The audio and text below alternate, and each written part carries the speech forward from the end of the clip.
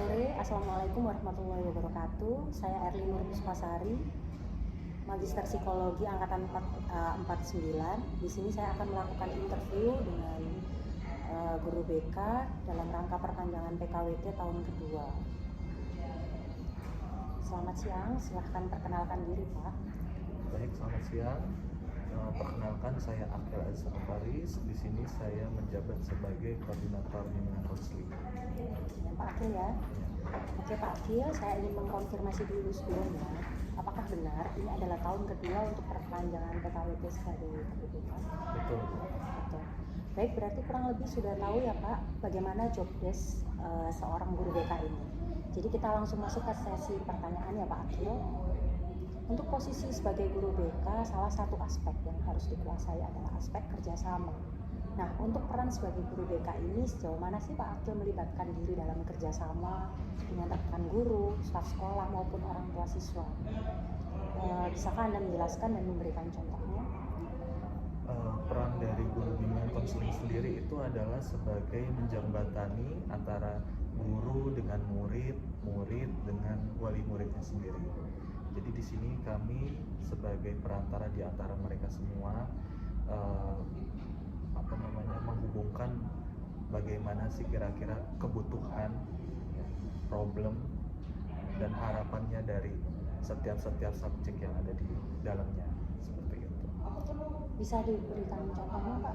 Contoh seperti ini, semisal orang tua mungkin di rumah terkendala untuk memantau memantau anaknya ya ketika di sekolah. Kami dari tim BK sendiri itu berupaya untuk menjadi penghubung di antara keduanya mengenai tentang minat bakat anak, kinerja belajarnya, motivasi belajarnya, seperti itu. Jadi kita sampaikan kepada orang tua bahwasanya seperti ini loh anaknya ketika di sekolah, dan kira-kira apa yang perlu dievaluasi ketika di rumah oleh wali murid itu sendiri. Bagaimana Anda memastikan bahwa kerjasama dengan guru-guru lain dan staf sekolah ini dapat mendukung pencapaian tujuan bimbingan konseling di sekolah sendiri, Pak? Untuk untuk caranya memastikannya ya, bahwasanya kerjasama ini memang untuk mendukung pencapaian.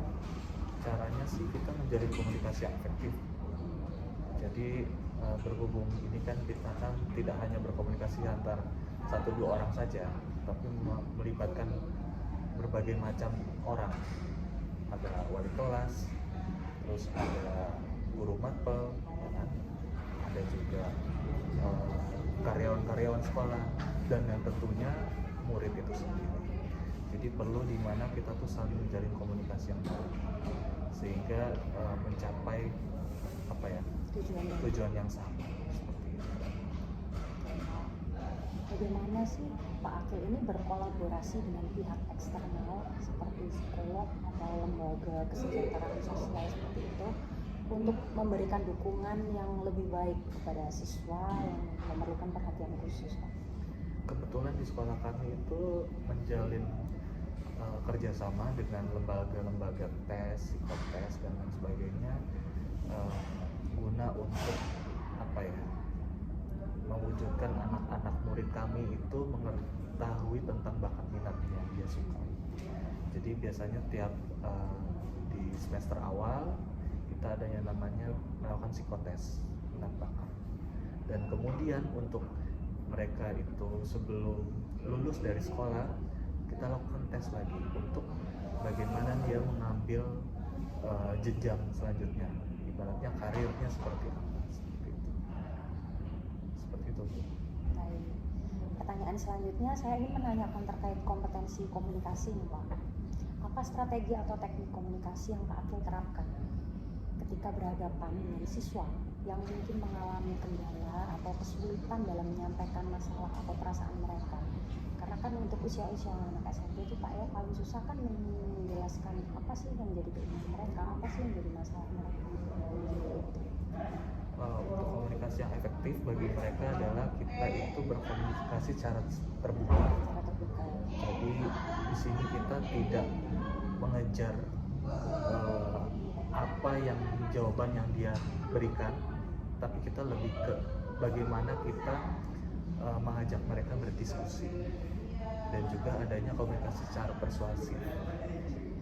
Bukannya kita itu datang untuk mengintegrasi mereka, tapi bagaimana mereka datang ke kita untuk mencari bantuan sebagai seseorang yang mampu membimbing mereka. Jadi menggunakan persuasif ya? Ya, persuasi. Bisakah diberikan contoh konkret Pak tentang bagaimana cara Pak Akil ini menyampaikan informasi yang sensitif terhadap siswa? Untuk usia-usia segitu takutnya salah paham ya Pak, apa yang kita sampaikan. Biasanya saya sampaikan itu hal seperti itu tuh ketika saya dan tim di konseling secara klasikal. Itu di kelas-kelas seperti itu kita sampaikan hal-hal topik yang umum, di mana di situ kita ajak sebuah diskusi kepada mereka. Jadi otomatis mereka sendiri yang menemukan masalah, dan kita sebagai fasilitator yang membimbing mereka untuk menemukan solusinya. Kayak gitu. Sebagai guru BK Pak, bagaimana Bapak menanggapi konflik antar siswa atau masalah interpersonal dalam lingkungan sekolah? Konflik itu di mana-mana itu pasti ada ya, Bu ya.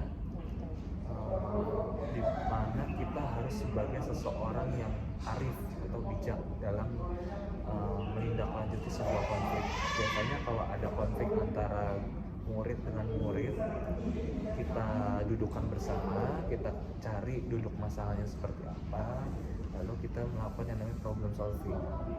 Di situ kita cari jalan temunya seperti apa. Sekiranya kedua belah pihak ini sudah saling mengerti dan saling memaafkan, otomatis sudah selesai konflik dengan secara kekeluargaan.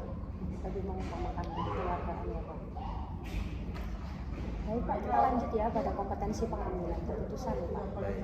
Dalam peran sebagai guru BK, bagaimana Pak Akil membuat keputusan terkait bimbingan konseling siswa? Apakah ada kerangka khusus atau proses khusus yang diterapkan? Dalam melakukan pengambilan keputusan, pengambilan keputusan bagi saya pribadi dan tim BK itu kita memiliki acuannya, yaitu buku tata tertib sekolah. Jadi di sana sudah ada mengenai pasal-pasal, kemudian apa yang harus dilakukan, pelanggarannya seperti apa, seperti itu. Jadi sudah ada acuan. Selain itu kita juga ada yang namanya komunikasi atau rapat secara internal, di mana di dalamnya ada saya pribadi, kemudian ada staf BK, ada kesiswaan, dan juga kepala sekolah. Jadi kita diskusikan bagaimana keputusan hal itu tuh tidak menjadikan merugikan salah satu pihak, seperti itu. Apakah juga melibatkan siswa Pak dalam proses pengambilan keputusan ini terkait bimbingan dan konseling? Kalau keputusan yang kembali lagi untuk siswa itu saya utarakan ketika di bimbingan klasikal. Waktu di kelas-kelas Ya, kira-kira dengan permasalahan tertentu, kira-kira solusi apa sih yang tepat dan yang sesuai gitu, yang diharapkan oleh siswa itu sendiri. Bagaimana Pak caranya menggiring agar siswa tadi mau terlibat dalam pengambilan keputusan? Ya kita ajak diskusi mereka, karena anak remaja itu tidak suka untuk didikte, melainkan dia lebih suka untuk diajak berdiskusi. Seperti itu. Terakhir nih Pak, dapatkah Anda memberikan contoh keputusan yang Anda ambil akhirnya menghasilkan perubahan positif dalam kehidupan siswa tersebut atau kelompok siswa? Mungkin ada beberapa kasus ya yang tidak bisa diputuskan secara pribadi oleh seorang guru BK atau timnya. Biasanya kita rapatkan secara internal seperti itu, kita berikan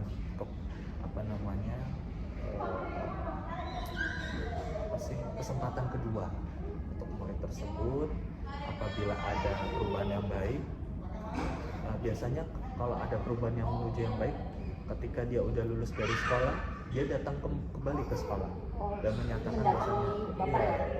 menyatakan bahwasannya saya dengan adanya diberikan kesempatan yang baru oleh sekolah sampai saat saya sampai lulus dari sekolah itu, saya sudah diterima di sekolah yang baru, di jenjang yang baru, dan diterima lingkungan baru menjadi pribadi yang positif. Oke, mungkin itu aja ya Pak ya pertanyaan untuk interview hari ini Pak ya. Saya terima kasih sebelumnya Pak, semoga hasil wawancara ini sesuai dengan apa yang Bapak harapkan.